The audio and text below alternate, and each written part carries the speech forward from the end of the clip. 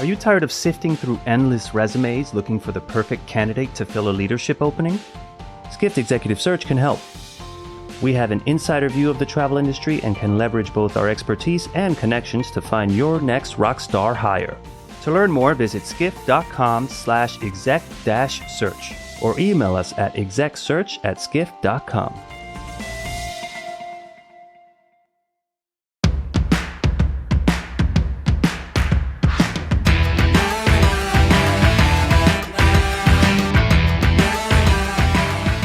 Well, hello and welcome back to the Skift Travel Podcast. I am your co-host, Seth Borko, joined as always by our fabulous editor-in-chief, Sarah Kopit. How's it going, Sarah? Hey Seth, I'm good. I'm happy to be back at work after, a break-ish to eat loads of turkey and mashed potatoes. So, Hopefully you made it all through security, your mashed potatoes and your turkey made it through your TSA screening. Yeah, no, I was going to say no raw turkeys with internal guns and weapons seen in my travels. So all good. Well, look, we're back from Thanksgiving. We're referencing our prior podcast with the TSA, by the way, if you want to go check that one out. But we have a new and interesting topic for you today. And we want to report on a battle. There is a battle raging across the travel industry. And if you ever searched for a hotel room online, then yes, you too are a part of it. And that's because there is a war being waged for your click when you're booking travel. On one end is the hotels, and they want you to book direct. On the other end, you have third parties like Expedia and Booking, and they would love to have your business as well. Okay, so maybe it's not that dramatic. Maybe it's not like an actual conflict. But I do think this is a topic really worthy of like a little more oomph and a little more excitement when we cover it. Because hotel distribution, people think it's a boring topic. I don't. I think it's really, really interesting. And so at Skift Research, we commissioned a study on the outlook for hotel direct bookings. This is a research study we've done 3 times now. We did it once in 2017, once in 2020. Nothing happened in 2020, right? Pretty normal. And again, most recently, just the last month. So these results have huge implications for hotels, online travel agencies, and pretty much anyone in the travel industry. So today we're really excited to be joined by Pranavi Agarwal. She's a colleague of mine, one of our senior research analysts, an excellent analyst, and she authored this report. So welcome to the podcast, Pranavi. Hi, thanks for having me. So just a quick reminder, we're going to jump in and we're going to talk with Pranavi about this report. Before we get started, if you have questions or comments that you might have for us, that email address is podcasts@skift.com. And if you're enjoying the podcast, don't forget to follow, subscribe. If you like the show, rate it 5 stars. It helps other people discover our podcast, lets us know how you think we're doing, and we just appreciate it. All right, so let's jump right into it. Pranavi, I've talked enough. Why don't you talk a little bit? Tell us about this research report. Why is hotel distribution an important topic in your mind? Well, I definitely agree with you. It's not a boring topic for me either. I think it's fascinating, and it really is a cornerstone of research at Skift. We cover it a lot, and the reason we write about it so much, and the reason we will continue writing about it so much, is because fundamentally there are a lot of players in the travel industry, and all of these players are all trying to sell that one hotel room. So it could be the hotels themselves, the big brands, Hilton, Marriott, the OTAs like Booking and Expedia, also kind of new distribution platforms that we're seeing emerging in the market. So it could be the credit card platforms, even companies like Uber. So really trying to determine who ultimately gets to sell that one hotel booking is incredibly interesting and is incredibly important. And then to try and kind of quantify that a little bit, I think the reason distribution is so important is because it really underpins market share dynamics. And for companies in the travel industry and for companies in general, really understanding market share dynamics is really crucial because it really determines your strategy going forward, kind of any new initiatives you might want to implement, if you need a whole new business model to try and gain back any market share that's lost.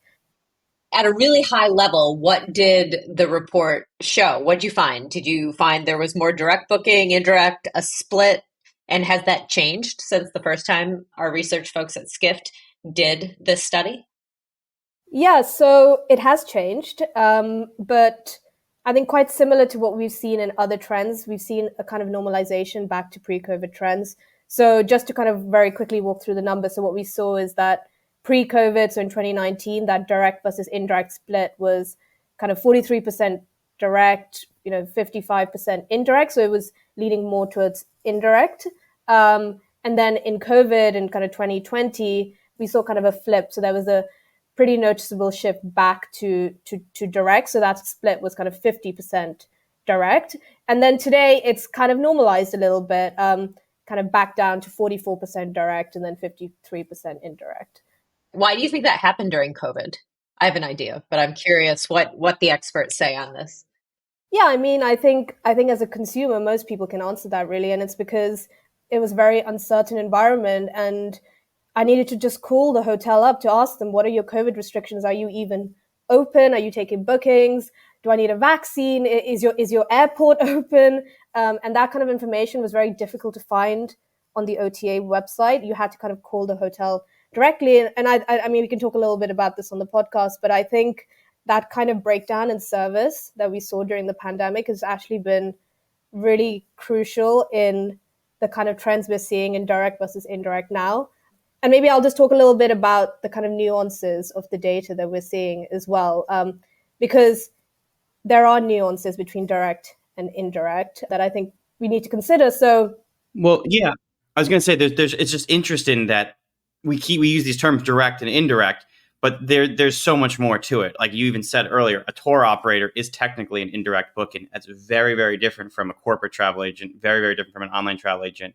And even what you were saying about direct bookings, picking up the phone, or God forbid, do people still walk into hotels? Like that's also a very different kind of direct booking versus using the web. So I just want to set that context for our listeners, but do tell us more about what you saw in terms of each of those individual channels and how they mattered.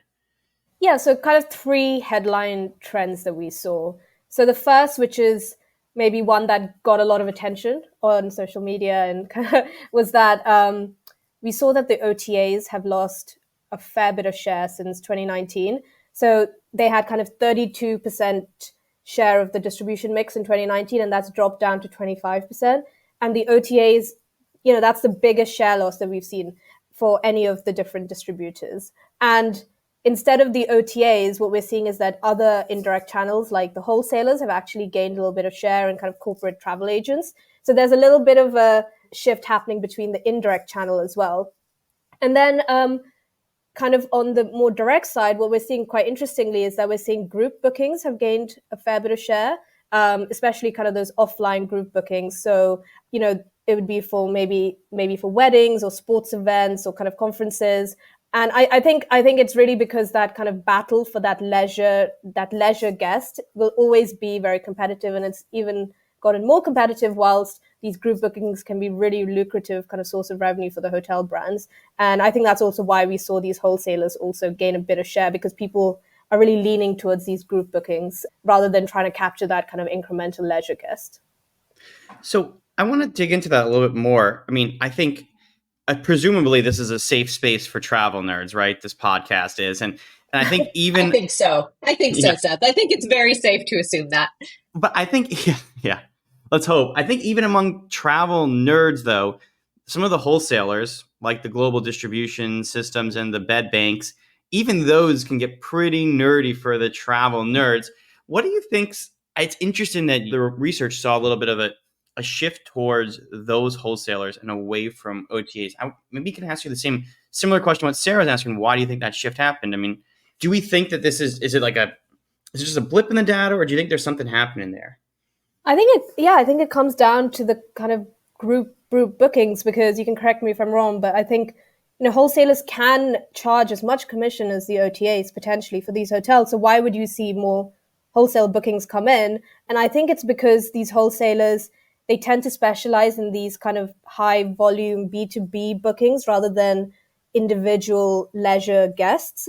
And hotels are prioritizing these group bookings, especially, bookings from package tourism or kind of group travel, which, like I said, can offer a lot of bookings in a very quick time. And so it's allowing the hotels to kind of sell room inventory very quickly without having to really engage in kind of price discounting, which is what a lot of the OTAs like Booking and Expedia have been doing a lot, really trying to cut down their prices. It's this kind of price war that's happening. But these these wholesalers can provide bookings kind of on the back end without having to engage in the public discounting and also getting those really high ticket, high volume bookings. Yeah, so I was going to say, like, when we cut to the chase, cut to the bottom line, what is all of this worth in actual dollars? Yeah, so I think this is one of the more interesting parts of the analysis we've done in the report. So what we did is basically we asked hoteliers, okay, what does your distribution mix look like today? And what do you think it will look like in 5 years' time? So by 2030, what do you think it will look like? And then based on our estimates for the market size of the whole industry, so for global hotel gross bookings, we came to kind of a number for the dollar value. So right now in 2024, the OTAs are bringing in about $266 billion of hotel gross bookings globally. So that's slightly more than what the direct digital channels are bringing in. So the OTAs are the kind of dominant channel at the moment. But based on kind of our estimates in the survey, we could see that the direct digital channels really overtake the OTAs and bring in kind of more than $400 billion of hotel gross bookings versus the OTAs bringing in a relatively smaller kind of $330 billion from the OTAs. So that's a lot of money. And if it's true, if it's A lot of bees. It's a lot of bees. Yeah, $400 billion from direct digital channels. So there's, huge runway for growth if this does actually come to fruition. So, I mean, I just want to really emphasize those numbers, right? I think that's why this is exciting and why this matters for everyone. The fact that we could go from where did we say that we think digital direct bookings are today in terms of actual dollars? So digital direct today is 262 billion, and they could be more than 400 billion by 2030. That's on a global scale. So we're potentially talking about like a delta of $140 billion, right? That to me is why this is such an important discussion. And by the way, if that money goes through an OTA, you pay a 15% commission on it, right? Like this is a huge amount of revenue. It's a huge amount of, it's just a really interesting market. I think it cannot be overstated enough why this, seemingly, again, to use the word nerdy too much in this podcast, but a seemingly nerdy topic has real dollar and cents impact on the future of hotel strategy writ large and in general across travel. So, I mean, let's talk about this ideal scenario. So we asked, what's it look like today? We have the historical data, but we also asked, where do you want to go? And you kind of alluded to this already. They want to go more direct. Maybe give us a little more color there. What did we learn about from a hotelier's, because we spoke to hoteliers, from a hotelier's that's a tough apostrophe, hotelier's point of view, what does the future of hotel distribution look like? Yeah, so we also asked hoteliers, in a perfect world, what would their ideal distribution mix look like? And, no surprises, everyone said that they want more direct bookings. So in an ideal mix, the kind of split from our survey, it's a 65% direct versus the rest indirect. That's a huge shift towards direct bookings in an ideal world. But I think really importantly, and I think this is maybe a point that was kind of overlooked a little bit on some of the feedback we got.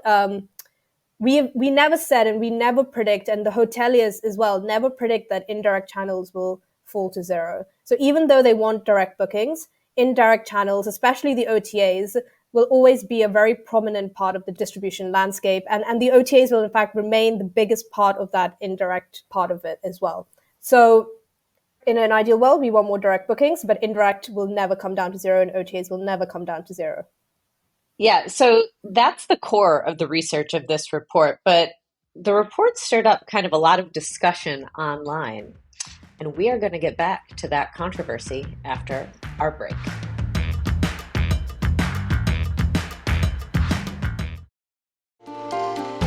Are you tired of sifting through endless resumes looking for the perfect candidate to fill a leadership opening? Skift Executive Search can help. We have an insider view of the travel industry and can leverage both our expertise and connections to find your next rockstar hire. To learn more, visit skift.com/exec-search or email us at execsearch@skift.com.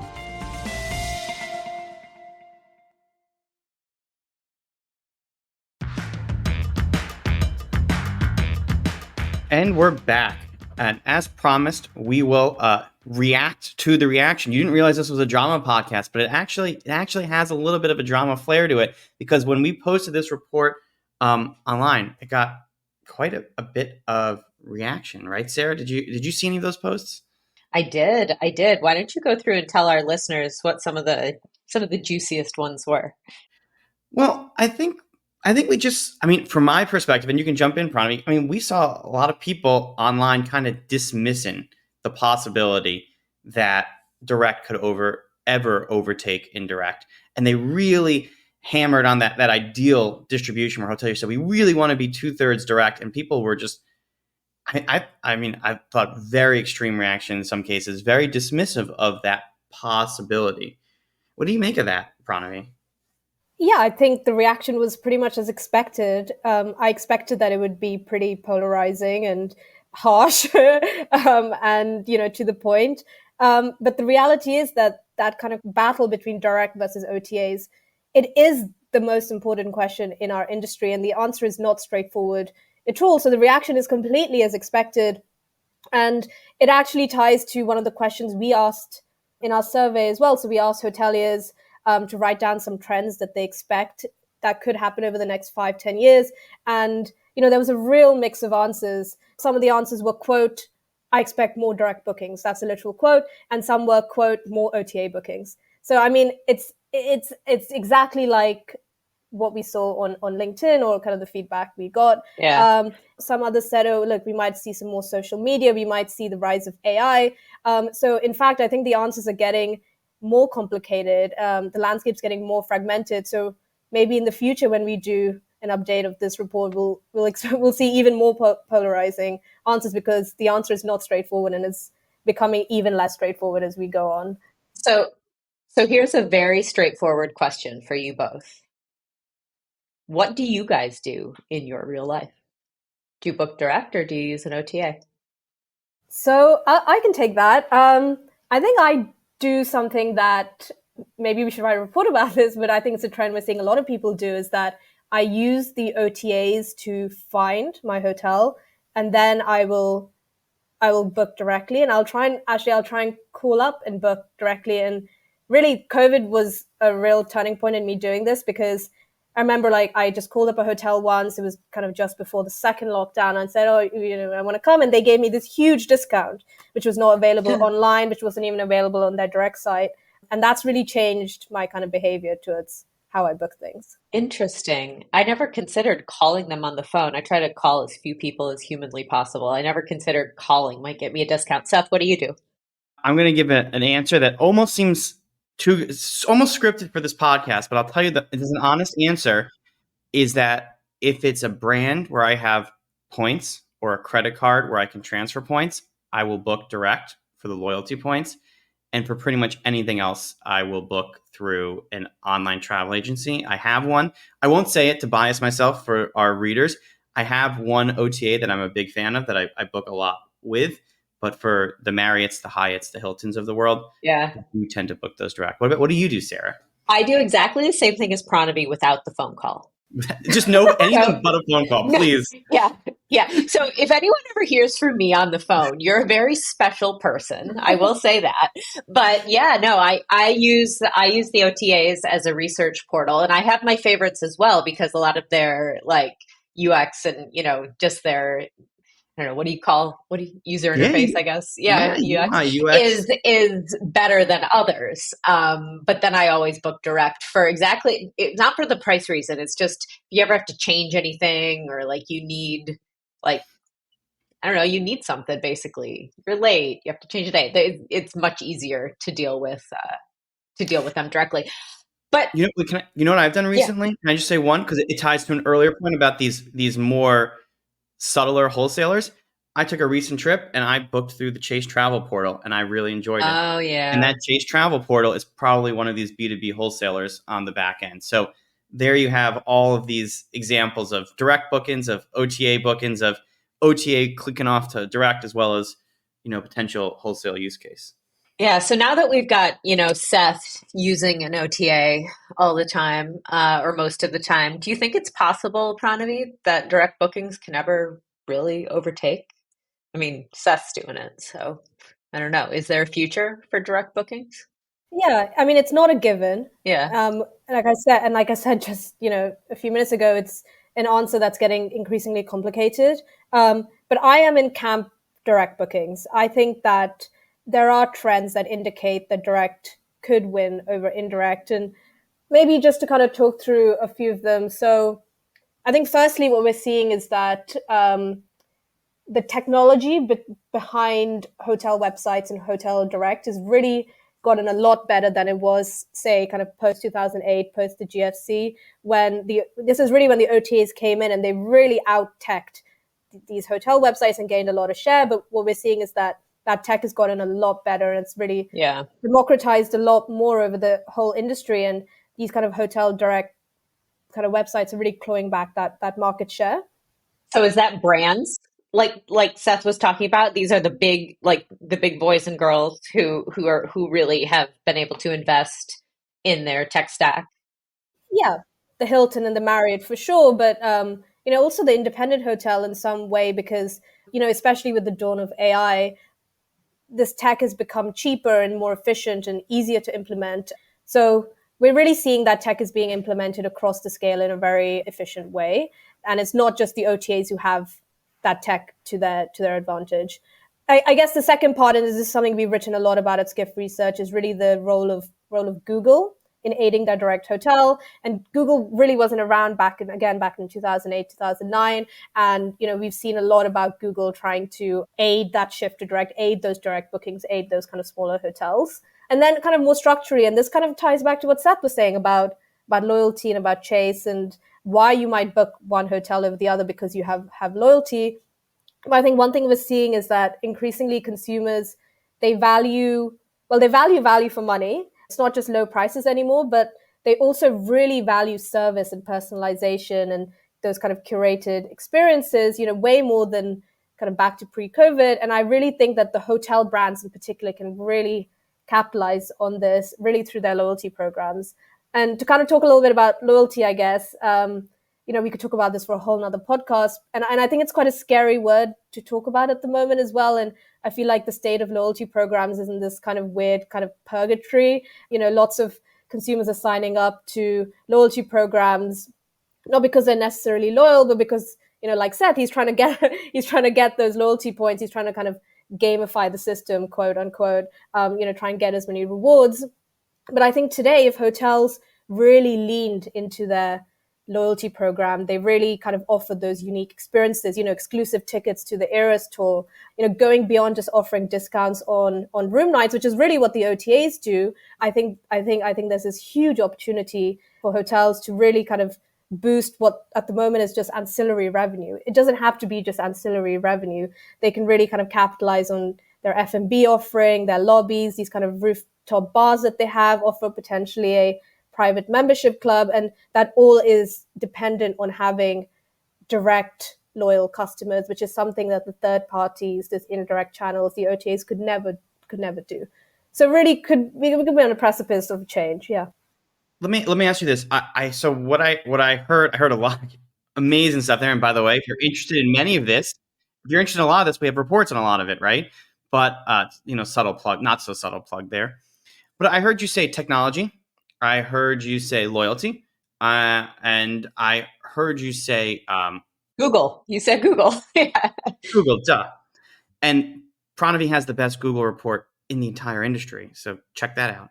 But Google, tech, and loyalty, those play very well for brands. I'm not sure they play as well for independent hotels, though. And one of the things, back to this LinkedIn conversation, and so we do read the comments, and I even responded. I got in a little bit of a LinkedIn flame thread war kind of thing with some people who are saying, yes, all these things are here, but Google has had free links for years now. In some cases, some of these tech platforms have been around for a while, and loyalty is very hard to build. The argument was basically that independents have failed to take advantage of the tools available to them for the past 5 years. Why would they start now? I thought that was an interesting argument, and it kind of placed the blame squarely at the feet of these independent hoteliers. I'm just curious your reaction, Pranavi. What do you think about that sort of perspective? Can the independent hotels also will they also be able to take advantage of the direct shift? Yeah, I think that Google is changing things for the good for the independent hotels. So yeah, we've had free listings since 2021, so it's been a few years. But I think one really important kind of conclusion from our web scraping analysis of Google is that Google prioritizes the direct link over any other link on the free organic site nearly 100% of the time, even when it's far from being the cheapest. So on the free organic listings, there might be 30 listings, and nearly 100% of the time, the direct site is at the top of that list, even if it's not the cheapest. So that's a huge potential kind of aid to independent hotels who could now use Google as a distribution channel. And I think it is still a fairly new distribution channel if you compare it to kind of the incumbents like Booking, Expedia, other OTAs that have existed for a long time. So it's still new, and I think independent hotels are still kind of getting used to Google and the kind of what Google could do for them. But I think besides Google and the fact I said earlier that tech is becoming kind of more democratized and independent hotels are implementing them on a more kind of wide scale level, I guess I'll connect back to what I said about loyalty and about experiences and this kind of overall kind of mega trend that we're seeing in that consumers are valuing experiences more, that kind of curated product, kind of a personalized offering a little bit more. And I think that independent hotels can really lean on kind of social media, kind of partnerships with new players like Uber and these credit card platforms through kind of B2B deals, and really use this as alternatives to distribute their rooms rather than just relying on Booking or Expedia or going through a franchised network. I think the options are a lot more wide and diverse than they were.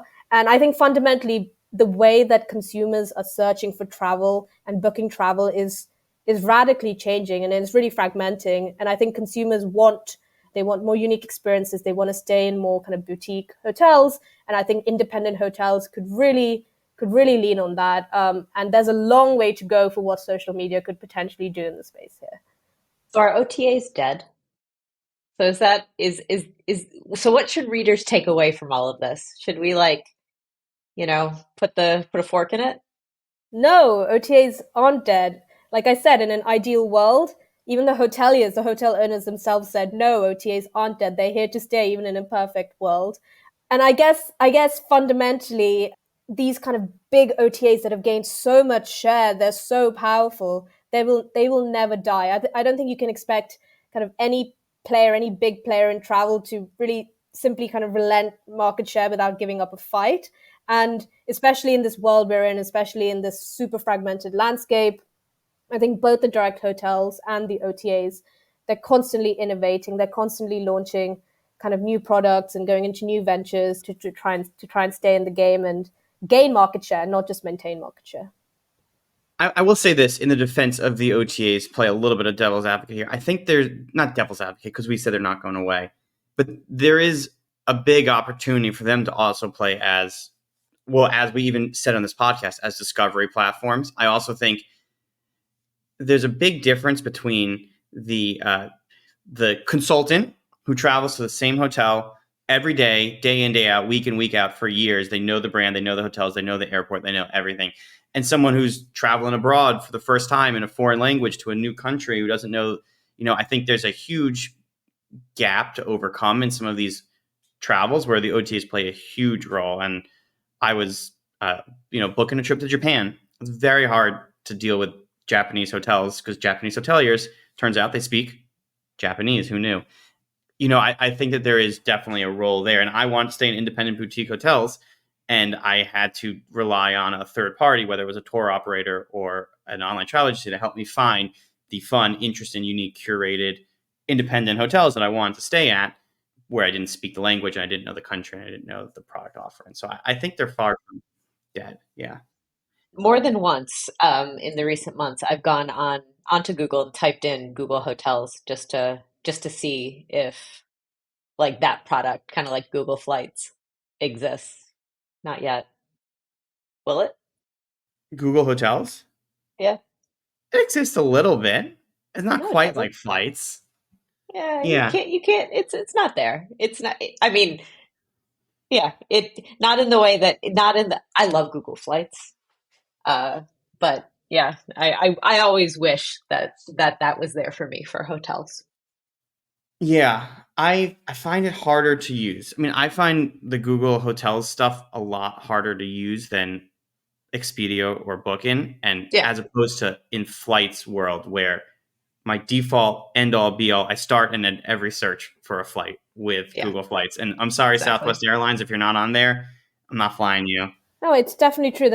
I mean, you can't really filter. It's not very consumer friendly. And I think it's also a problem of the industry, right? Comparing hotels to flights. Hotels is much more fragmented. So the list of hotels that are going to come up is going to be a lot more than it is for flights. And actually going through Booking or Expedia and trying to find the correct hotel it takes forever because there's like 30 pages. Same for Google as well. So this is really a problem of the fragmentation of the industry as well. And so who will come in and potentially make that easier for consumers? Because there's just too much choice right now for consumers. The paradox of choice, right? I mean, I guess that's what keeps metasearch, that's what keeps OTAs alive. And I would also add to that most flights, and everyone in the airline world who, if you're somehow still listening to this hotel podcast, this hotel episode, will lose it. But I would say that most flights are fairly similar. Whereas there's a huge variety of hotels. So my search is probably not for, whereas I want to go to Japan, I search flight Japan and I get 5 options and I'm done. Whereas if I want to go, what I want, do I want a spa or a resort or a wellness or a luxury or an adventure or an outdoorsy or a local or a B&B, or budget, right? There's so much more dog friendly, pet friendly, like we were talking about, Sarah. There's so much more variety too there's so much more flavor in the hotel world that makes it really interesting. I also think that's where some of these newer soft brands or like loyalty platforms kind of also have a really interesting role to play too in the distribution landscape in terms of how hotels can keep their independent character but still plug into some of the tech and distribution tools. I'm thinking of like the leading hotels of the world, preferred hotels, small hotels of the world, those kind of platforms that offer these interesting discovery features while still keeping people semi-independent, at least. I don't know. Well, I think we're coming to the end of this podcast. Pranavi, it's been a pleasure. I will give you some closing thoughts. I'll give you the last word. Is there anything that we missed or that our readers really need to know about this topic that we haven't hit on yet? I guess we started off saying, distribution is a boring topic. I am hoping that we have proved that it's not a boring topic. It's a fascinating topic. It's a very interesting topic, and it's crucial to understand the industry better. And I think finally to say that there's no clear-cut answer to who will be the kind of outright winners and losers. I think what it does show is that it's feeding kind of more innovation, and that is fundamentally fantastic for our industry. Well, I'm just still hung up on what is the plural possessive of hotelier. But alas, maybe we can come back with that next time. So thank you very much, Pranavi, Seth. Great as always. Listeners out there, send us a question, send us a comment. Just, reach out and say hi at podcast@skift.com, and we might answer them in future episodes. That's it for this week. Hope to see y'all back next week. Thanks, everybody. Thank you for listening to the Skift Travel Podcast. Wherever you're listening, please make sure to subscribe. If you like what you're hearing, rate us 5 stars or leave us a positive review. It really helps get the word out about us, our podcast, and make sure that we can still continue to bring it to you free of charge every week. If you're watching on YouTube, be sure to like and subscribe. And don't forget to hit that notification bell as well. That way you'll know every time we have a new episode.